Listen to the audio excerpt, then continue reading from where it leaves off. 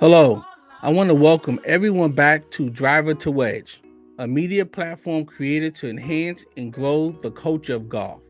Because golf is not just a game, it's a way of life. I also want to ask all that are witnessing and participating in this video, watching it, sharing it.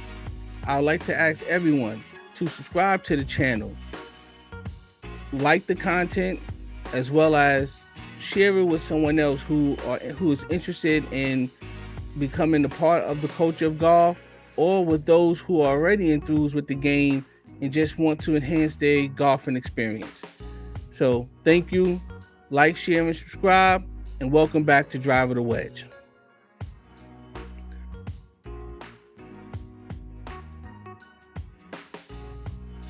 In keeping with the tradition of identifying the people that are in my foursome, the way I start all videos, I like to welcome and announce who's in my foursome today. It'll be Vernon Henson, Michael Kelly, and Lenny Walters. I want to give a shout out to those three gentlemen for supporting this movement, supporting this channel, and in any capacity in which they do.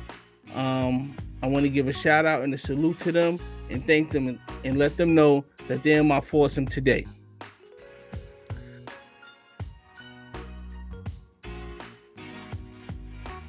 So next up on the tee is the Fellas Golf League.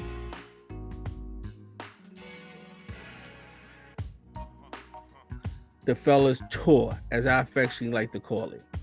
I had a great opportunity to participate in the Fellas Golf League preseason meeting this weekend.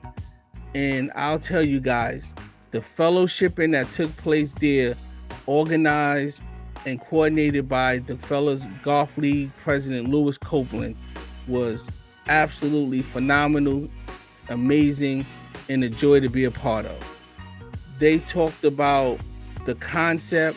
They introduced new members. They put things up to vote in terms of some new ideas in which they wanted to implement throughout this upcoming season. And just the camaraderie, not to mention the food that was served, was absolutely on par. I want to give a great and a big shout out to Lou, all the members of the Fellas Golf League. And let me give you some backstory. Many of you guys watched episode 9, in which I interviewed Lewis Copeland, who's the president, and he gave a detailed description of how the Fellas Golf League and the Fellas Tour became from its inception. So I'm gonna just, if you want to, I would like for you to go back, if you haven't watched the videos, episode 9 on the Driver the Wedge YouTube channel. But for those who want to have the information now, I'll share it with you. The Fellas Golf League is a non-traditional golf league, meaning that they are not locked into one course on one day, every day of the week, on those days throughout the golf season. It's a weekend golf league, meaning they play on the weekends, they play 18 holes, and you can either play Saturday or Sunday. And they play 9 courses 2 times. So the league consists of an 18-week, including a playoff, which they call the Fellas Cup, in similarity to the FedEx Cup. But it's a great concept. They play every weekend at a different course, 18 holes. Traditional golf leagues play 9 holes. So it's a great concept. It's something that's been, if I can recall, they're going on their 16th year. There was approximately 40 members who are a part of the golf league. They introduced new members who want to become a part of it. So let me just say to you guys who's listening, if you want to implement a concept like the Fellas Golf League, I'm going to leave the president's Lou Copeland's name and contact information down in the description. Reach out to him. He can give you great insight in terms of some of the quirks, some of the structure that it takes place, some of the structure that the fellas golf league consists of, and just help you coordinate, structure, implement, and then move forward with starting the league in your area, similar to what he's doing here in the Capital District of Albany, New York. So the Fellas Golf League was a great experience. The food was amazing. Um, a lot of new ideas. Everything was voted on. Um, and I'm really looking forward to this upcoming season. So shout out to the Fellas Golf League and the Fellas Tour, as I affectionately call it, because they go on tour. They play 9 different courses twice, and then they play a playoff in pretty much those are 4 different courses, kind of in consistent with the FedEx Cup. So Lou and the fellas, salute to you guys. Great concept. I'm looking forward to seeing how the season play out. Thank, thank you.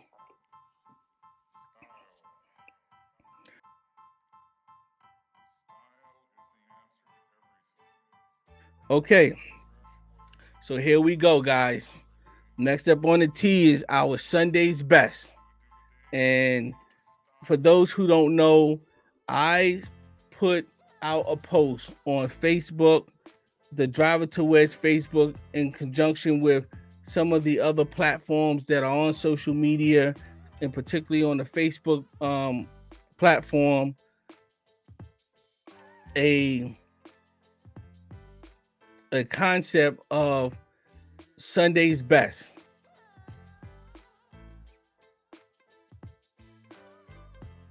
And I said, let's see who can put it on, because we know just because we play golf does not mean we not going to be who we are. We always going to be stylish. We always going to have some flair with us or about us, and we going to put it on. You know, in golf, just because we play golf doesn't take that away from us. We do it if we going to church. We do it if we going to work. We doing it if we going out on the town with a date with the missus. You know, we put out. You know, we pride ourselves on looking our best and putting it on. So I had a lot of people submit in photos. Just wanted one photo in your golf attire, because I wanted to see who, we. I'm hoping that this platform is reaching a lot of area, a lot of different geographic locations. So I wanted to have a contest to see, who put it on, how they put it on, and what the style looks like on the golf course. Because I know I do. I'll put it on every chance I get it. I don't know if I wore the same golf attire twice in the last 5 years, but hey, when I got bit by the bug, it did what it was supposed to do. So I'm gonna go through a list of names, and I'm gonna show some pictures of the people who submitted, and then I'm gonna announce the winner. Okay, JB Martin the fourth. Hey, bro, you had that orange and white thing going on the course. You did your thing, partner. I would have to appreciate that. Michael Sear. I hope I pronounced your name right. But that white and green shoes with the socks, okay, needed to see a little bit more. Needed to see the outfit, but I see what you're doing over there. Okay, R. Sean Somerville. That red and green with that uneven lie shirt on. Okay, you took it back. Like the way you put that together. Thumbs up to you, big bro. Okay, next one. The Fazio Fields. Yeah, bro. You had that old school fit on. You took it back with the Argyle socks and the knickers. Had the bow tie up top. I don't know where you playing at, but I know you had to show out that day. How does the bow tie work in the heat? If you in summer weather, or you down south or somewhere, let us know. All right, Michael Kelly, that black, red, and white ensemble you had on. And the shoes, I think they were FootJoys with the red, black, and white. You really pulled that thing together real nice, man. I like the way you put that together. That was smooth. You know, the panel looked at that and said, yeah, we like how he did this. Okay, Kim S. Hamilton. That white and blue, partner, you was looking lean and trim. And I had a panel member that said, boy, just because he got a little smoke up top, that don't mean that fire ain't still burning. You had that beard trimmed up real smooth, man. Panel like that. But that white and blue, you put that on nice, man. Got to give you credit for that.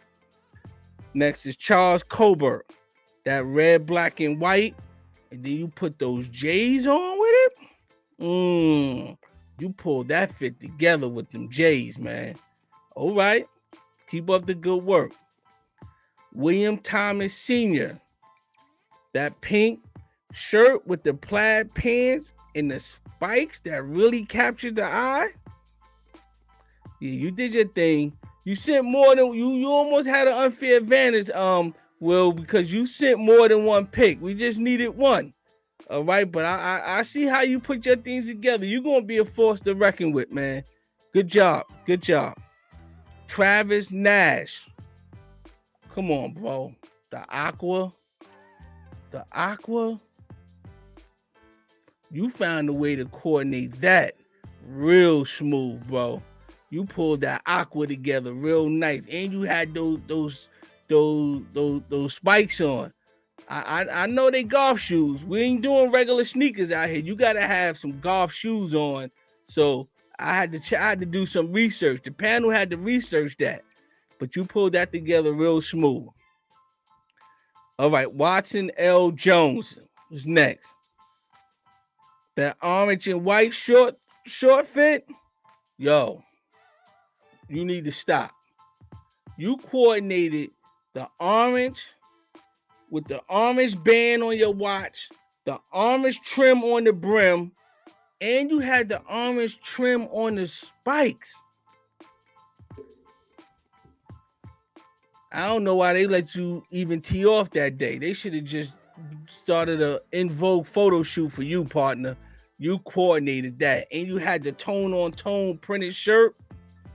That was solid, man. Solid. Tito Rodriguez. The cap toe spikes. Come on, Tito. Not many know about that or can even pull it off. You did your thing, man. The cap toe spike with the mean crease in the pants. You wasn't looking for many balls that day because you ain't lose the crease in them pants, so you ain't do a lot of movement, man. You must have been really living up to the concept of this podcast, driver to wedge. It wasn't many shots being taken that day. Yo, you did your thing, big guy. Really like how you pulled that off, man. Okay. But the committee chose, and the winner is for this week's best Sunday's fit is Maurice Melvin Lee. He did that all black everything. You pulled out the joggers with the black top. But what took you over the top was how you tied the glove with the shoes together. It was subtle, but powerful. So Maurice Melvin Lee, salute to you. You this week, Sunday's best. Got something for you. See this video. Send me a message in my DM on any of the social media platforms for Driver to Wedge. I'm going to get your contact information, and I got something I'm going to send over to you. If you choose to share it on your platform when it arrives to you, you can. I'm just not going to disclose it because you're the winner, and I think that should be at your discretion. But Maurice Melvin Lee, salute to you. The glove with the shoes, with the spikes, subtle enough with the all black and the joggers. You look good. You know, the panel chose that, and it wasn't just me individually. It was 7 people that I inquired, put all the pictures together, and you came out on top. So salute. But I also want to salute everyone who submitted a photo for the Sunday's Best. We're going to do this every Sunday on this platform. I told you once a week, I'm going to try to introduce I'm going to try to put out some new content every Sunday. I hope to have a great list of people that submit in their fits. If you know somebody within your community, within your golfing league or golfing structure who puts it on, tell them, log into Driver the Wedge social media platform, whether it be Facebook, Instagram, submit a photo, and they be up for the runnings. I got a lot of gifts that I'm gonna give out. Show appreciation. I want to be able to grow this platform, but I also want to be able to grow the culture of golf, because it's just not basic button up, basic pants with pleats on. And we really look the part when we show up on the golf course. You look good, as Dion said, you look good, you feel good. You feel good, you play good. You play good, they pay good. Meaning the pay being whatever you guys choose to wager amongst yourselves. So continue to support, submit the photos for Sunday Best, because I know and we know we put it on like no other. All right. So once again, the winner, Maurice Melvin Lee, salute to you. You are this week's Sunday's Best.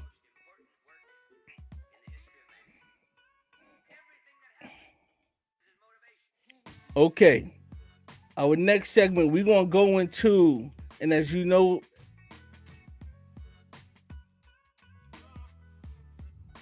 we follow the Harvey Peniick's book, and we're reading his book called The Little Red Book. So we want to begin to take an excerpt from that book with the efforts to try to help those who are new to the game, as well as those who continue to play, because we know that this is a learning process. Every day we learn, every day we get better, every day there's some room for improvement. So in Harvey Peniick's Little Red Book, this is it right here. I'm going to read an excerpt out of it, and it's called What's the Problem? When teaching or learning what is wrong with a swing, first decide if the thing to work on is the swing itself or the angle of the club face at impact. I'm going to reread that. What's the problem? When teaching or learning what is wrong with a swing, first decide if the thing to work on is the swing itself or the angle of the club face at impact. What I gather from that Harry is trying to evoke or provoke some thought. Sometimes we can have a good swing, but we may not have the club in a good position, either at address or at the point of contact with the ball, where the club is hitting the ball. Sometimes we can have paralysis by analysis. We hit a bad shot and we're all over the place. Well, it was because of this, or it was because of that. Our playing partner is saying you lift your head up, or you came over the top, or there's a multitude of reasons for a bad shot, or the non-execution of a shot in which we thought we were going to do. But what Harry is saying, first determine if it's the swing or is it your club face. Because if it's your club face, you can have a good swing, but the club face wasn't how it's supposed to be for the ball to go right to left. It could have been closed, could have been open, so now it's going left to right. So utilize constructive feedback. Videotape yourself. Get another set of eyes who is objective and who you really believe and know what they're looking at. That's why I always say, everyone says this, everyone who plays golf should at some point, see a PGA professional, because those individuals are trained to look at certain things, in the swing, in your setup, in your stance, in your fundamentals, that they can help correct. So therefore, you're not spending so much time doing one thing when it's something else, trying to fix A when it's B that needs to be corrected. It shortens your frustration time, and it helps improve your betterment of your practice time and your play time. So for everyone, if you get an opportunity, the Harvey Peniick's Little Red Book, I recommend it. I know a lot of people who swear by this, and pretty much all of them have pretty good games and pretty good sticks. So there we go. Thank you.